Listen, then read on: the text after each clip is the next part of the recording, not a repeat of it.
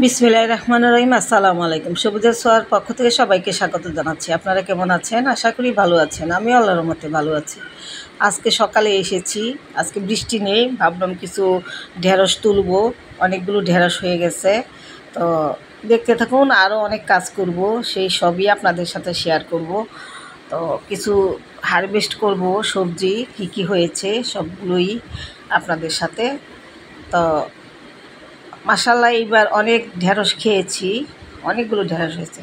আকাশটা এখন পরিষ্কারই মনে হচ্ছে, বৃষ্টি নেই, কিন্তু কখন যে চলে আসবে তারও কোনো ঠিক নেই। যাই হোক, ঢেঁড়সগুলো তুলে নিলাম। ঢেঁড়স তোলার পর তারপর আরও কী কী কাজ করেছি ছাদ বাগানের সম্পূর্ণ ভিডিওটা আপনারা দেখতে থাকুন, তাহলে বুঝতে পারবেন একটা বাগান থাকলে সেই বাগানের পরিচর্যা কত রকম করতে হয় এবং কি কি করতে হয়। প্রতিদিন সকালবেলা এসে আমি কি কি করি সবই আপনাদের সাথে শেয়ার করব। তো এই ভেন্ডিটা বীজ রাখবো, 2টা ভেন্ডি বীজ রাখবো। তো ভাবলাম এবার ভেন্ডিগুলো বেশ বড় বড় হয়েছে, আর মাশাআল্লাহ অনেক খেয়েছি, আরও খাচ্ছি। এখন 80 টাকা কেজি ভেন্ডি আমাদের ঢাকায়, ঢেঁড়স যাকে বলা হয়। তো অনেকগুলোই তুললাম, আর এই ডালটা ভেঙে গেল, মনটা খারাপ হয়ে গেল। তো দেখি পুঁতে দেই আবার হয় কি না। এখানে অনেকগুলো ভেন্ডি হতো, কিন্তু ডালটা ভেঙে গেছে, অনেক কষ্ট পেয়েছি। তো যাই হোক, একটা ইয়েতে পুঁতে দেই, বেডে, দেখি হয় কি না। যদি হইলো তো হইলো, অনেক সময় ডালও হয়ে যায় ঢেঁড়সের ডাল কাটি।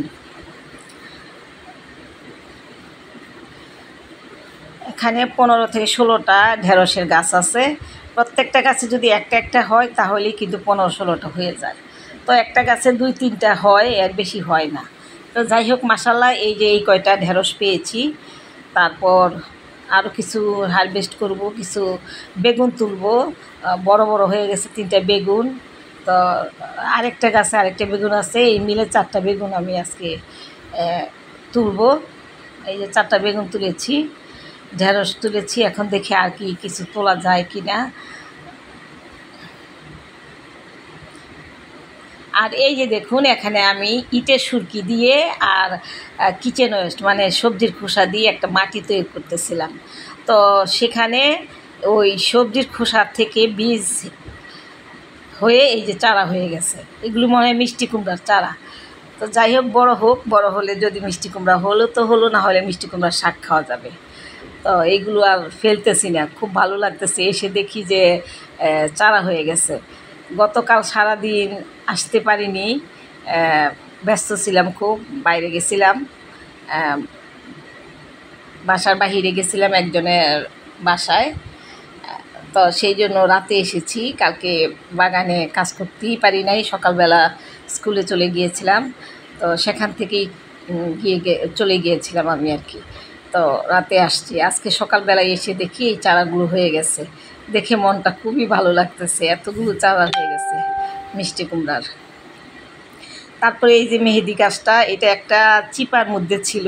তো গাছটা দেখলাম যে কেমন জানি জীর্ণ শীর্ণ হয়ে গেল আর লম্বা হয়ে গেছে। তা ভাবলাম আজকে এই মেহেদি গাছটা একটু কাটাই ছাটাই করে একেবারে ঝোপালুর মতো করে দিব, যাতে অনেক মেহেদি ধরে। এটা কিন্তু আমার অনেক পুরনো গাছ, একটা ডাল কাটিং থেকে এই চারাটা তৈরি করেছিলাম। তো গাছটাকে আজকে মানে হালকা একটা মানে প্রুনিং করব, মোটামুটি এগুলো ফেলে দিব, সমস্তটা একটা সুন্দর একটা আকৃতি ধারণ করব। তারপরে এটা গাছটা খুব জোপালো হবে এবং সুন্দর হবে। ছোট করে ফেলবো গাছটা, তাহলে গাছটা থেকে নতুন নতুন পাতা মেলবে, অনেকগুলো পাতা হবে, ঝোপালোভাবে পাতা হবে। মাঝে মাঝে মেহেদি তুলে নিয়ে মাথায় দেই, হাতে দেই। প্রত্যেকটা ছাদ বাগানে কিন্তু সবারই একটা মেহেদি গাছ থাকা দরকার, প্রত্যেকটা আইটেমই থাকা দরকার, প্রত্যেকটা আইটেমই কাজে লাগে আসলে। আর ঢাকা শহরে আমরা কেনা ছাড়া তো মেহেদি গাছ আমাদের আশেপাশে বসানোর কোনো জো নেই, যেহেতু আমরা অল্প জায়গায় পরিসরে আমরা বাড়ি করি। ছাদ বাগানটাই আমাদের সম্বল, ছাদেই আমরা অনেক গাছপালা একটু বসাতে পারি এবং এখান থেকে আমরা অনেক কিছু পেতে পারি। তো তাই আমি বাগানেই ছাদ বাগানেই বসিয়েছিলাম মেহেদি গাছটা। মাশাআল্লাহ বেশ সুন্দর হয়েছিল গাছটা। এখন এটাকে একটু কাটাই ছাঁটাই করে একটু সামনে নিয়ে এসেছি, নিয়ে এসে এটাকে একটু যত্ন করব, মাটিটাকে খুঁড়িয়ে দেব, দিয়ে তারপর গাছটাকে আগাছা টাগাছাগুলো পরিষ্কার করে সুন্দর করে মোটামুটি একটা মানে হাফ প্রুনিং করেছি। আর নিচের ডালপালাগুলো হালকা করে দিয়েছি কেটে, মাটিটাও একটু খুঁড়িয়ে দিলাম, কারণ সব কিছুর যত্নের দরকার। একটু অযত্ন করলে গাছের চেহারাই অন্যরকম হয়ে যায়।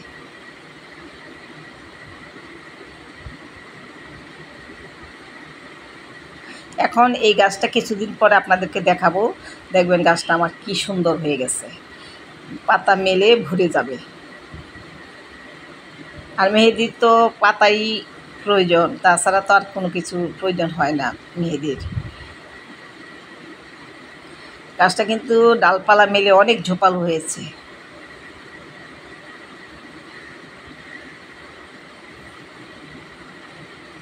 অনেকটা কেটে দিয়েছি, অনেক লম্বা হয়ে গিয়েছিল।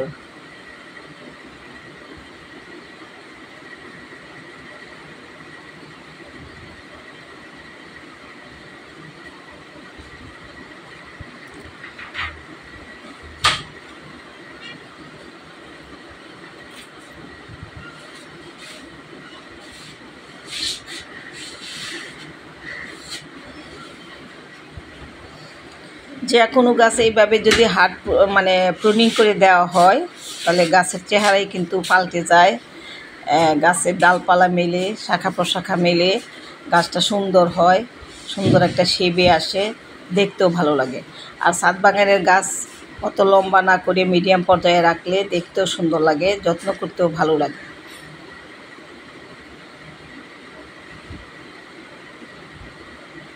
মরা ডালগুলো কেটে দিছি, কারণ মরা ডালগুলো কেটে দিলে আবার ওখান থেকে শাখা প্রশাখা বের হবে, গাছটা সুন্দর হয়ে যাবে।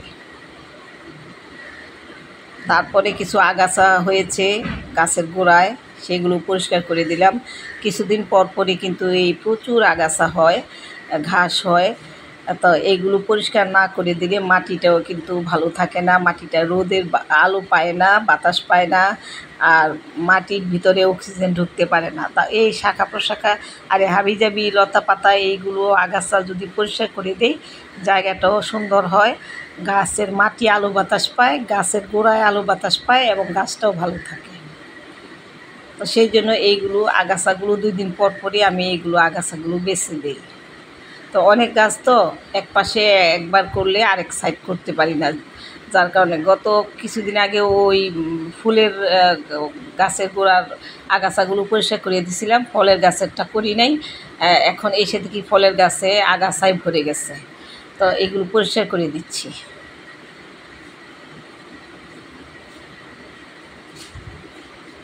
গাছের যত্ন, পরিচর্যা এবং পরিষ্কার পরিচ্ছন্ন রাখা, আগাছা পরিষ্কার করে দেওয়া, গাছের গোড়ার মাটিকে সুন্দর করে খুঁড়িয়ে গাছের ছোট ছোট ডাল নিচে যেগুলো থাকে সেগুলো কেটে গাছটাকে একটা সুন্দর শেপে নিয়ে আসলে গাছটা ভালো থাকে।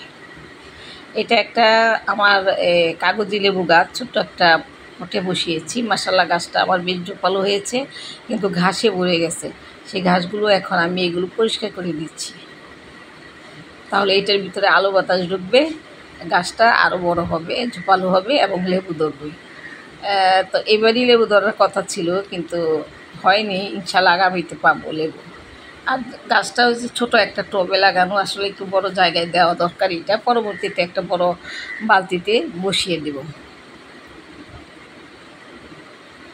আর এটা হলো আমার একটা কমলার গাছ, তো এই গাছটাতেও ঘাসে ভরে গিয়েছিল, এটাও পরিষ্কার করে দিয়েছি। কিছুদিন পর পরই হয় এই ঘাসগুলি, এত বেশি হয় বর্ষাকালে, সুতরাং বেশি হয়। এই যে দেখুন, এটা আমার একটা আমড়া গাছ, এই গাছটায় কীভাবে ঘাস হয়ে লতা পাতা হয়ে ভরে গেছে, তো এইগুলো পরিষ্কার করে দিচ্ছি।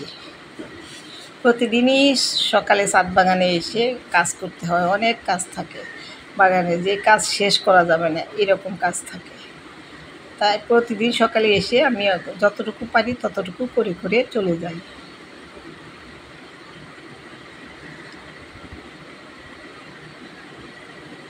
ঘাসের মানে যন্ত্রণায় গাছগুলো একেবারে হয়ে যায়। এখানে কিছু পুঁইশাক বসিয়েছিলাম, তো পুঁইশাকগুলো তেমন একটা ইমপ্রুভ না। যাই হোক, ইনশাল্লাহ হবে। আস্তে আস্তে কাটিং করে করে বিভিন্ন জায়গায়ও বসিয়েছি।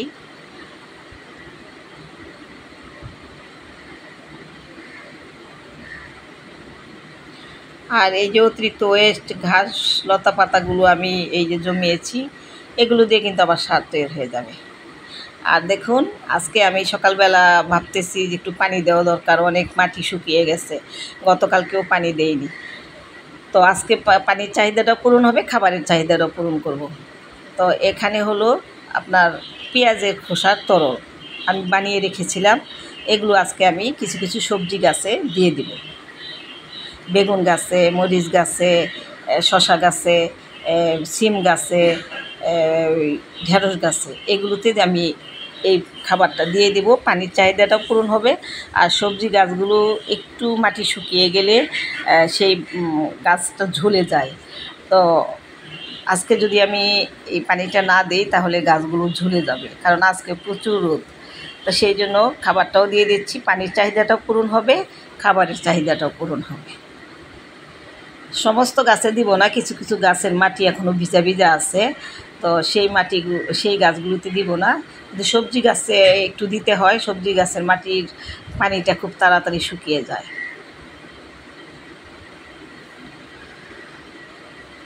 আর এটা হলো আপনার চা পাতির তরল, এটাও দিয়ে দিব অন্য আরেকটা গাছে। সবগুলো কিন্তু পটাশের যোগান দেয়, প্রচুর পরিমাণ পটাশ থাকে। আর এটা হলো সবজির খোসার তরল, এটাও দিয়ে দিব গাছে। এক একটা গাছে এক একটা সার আমি আজকে দিয়েছি। পানির চাহিদাটা পূরণ হলো, খাবারের চাহিদাটা পূরণ হলো। আবার যখন যেই সারটা সে পায় না, সেই সারটা আবার অন্য দিন দিয়ে দিব। এইভাবে আমি আজকে গাছগুলোতে খাবারের চাহিদাটাও পূরণ করতেছি, পানির চাহিদাটা পূরণ করতেছি। এখানে সবজির খোসার তরল আমি করে রেখেছি, সবসময় আমি সারা বছর ভরেই করে রাখি। তো আজকে এইগুলো গাছে দিয়ে দেব, যে কয়টা গাছে দেওয়া যায়। পরবর্তীতে আবার আগামীকালকে আবার কিছু সার অন্য গাছে দিব। এইভাবে ডে বাই ডে আমি এখন থেকে যখনই বৃষ্টি থাকবে না তখনই আমি গাছে খাবার দিয়ে দেব। কারণ এই বর্ষার শুরুর থেকেই কিন্তু গাছে কোনো খাবার দেওয়া হয়নি বৃষ্টির কারণে। কারণ এত বৃষ্টি হয়েছে যে আমি কোনো তরল খাবার দিতে পারিনি, যে কোনো খাবারই দিইনি। তো এখন কিন্তু খাবার দেওয়ার সময় এসে গেছে, শীতের আমেজটা শুরু হয়ে গেছে। আর এখন যদি গাছে খাবার দেই তাহলে গাছটা সতেজ তরতাজা হবে এবং পরিপূর্ণভাবে গাছের ফুল ফল সবই সুন্দরভাবে দেবে। তো এখন থেকেই কিন্তু আমাদের প্রচুর পরিমাণে যত্ন করতে হবে গাছের। বর্ষাকালে কিন্তু তেমন একটা করা যায় না, কারণ বৃষ্টি আর বৃষ্টির মধ্যে কোনো কাজও করা যায় না। এখন মানে একটা শীতের আভাস চলে আসছে, এখন বৃষ্টিরও একটু একটু কমে কমে আসছে।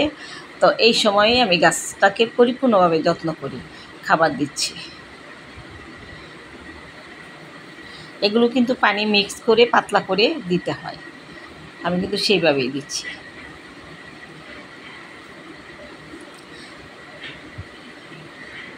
তা আমার ভিডিওটা যদি আপনাদের ভালো লেগে থাকে, কোনো উপকারে আসে, তাহলে শেয়ার করে দিবেন, অন্যকে দেখার সুযোগ করে দিবেন। এবং যাদের বাগান আছে তারা এইভাবে পরিচর্যা করবেন। আর যারা ফেসবুক থেকে দেখছেন তারা অবশ্যই আমাকে ফলো দিবেন, পাশে থাকবেন। আর যারা ইউটিউব থেকে দেখছেন তারা অবশ্যই আমাকে সাবস্ক্রাইব করে আমার পাশে থাকবেন। তাহলে আপনারা প্রতিদিন আমার যে বাগানের পরিচর্যাগুলো আমি করি, কি করি, সব কিছুই আপনাদের সাথে শেয়ার করতে পারবো এবং আপনারা সেটা আপনাদের বাগানেও প্রয়োগ করতে পারবেন। যারা বাগানের পরিচর্যা সম্পর্কে জ্ঞাত না, মানে বুঝতে পারেন না কিভাবে গাছ পরিচর্যা করতে হয়। এই যে একটা পাতাবাহার, এটা প্রায় মরে মরে অবস্থা হয়ে গেছিলো, সেই গাছটা আমার বৌমা ফেলে দিয়েছিল, আমি সেটা তুলে নিয়ে এসে এই গাছটাকে যত্ন করে এই যে এত সুন্দর জোপালো করেছি। আর একটা পলিথিন দিয়ে বেঁধে দিয়েছিলাম, এখান থেকে এই যে শিকড় বের হয়ে গেছে। এখন এই জায়গা থেকে যদি ডালটা কেটে দেই তাহলে কিন্তু কয়েকটা চারা হয়ে যাবে, 4-5টা ডালে শিকড় বের হয়ে গেছে। তো আমি এইটা খুলে দিয়েছি গাছটা একটু ছড়ানোর জন্য, আলো বাতাস ঢোকার জন্য। তো এই যে দেখুন, এখান থেকে শিকড় বের হয়ে গেছে। আমার ভিডিওটা ভালো লেগে থাকলে লাইক শেয়ার কমেন্টস করতে ভুলবেন না। আর বাগানের পরিচর্যা প্রতিদিনই করতে হয়, আমি কিন্তু সবসময় করি।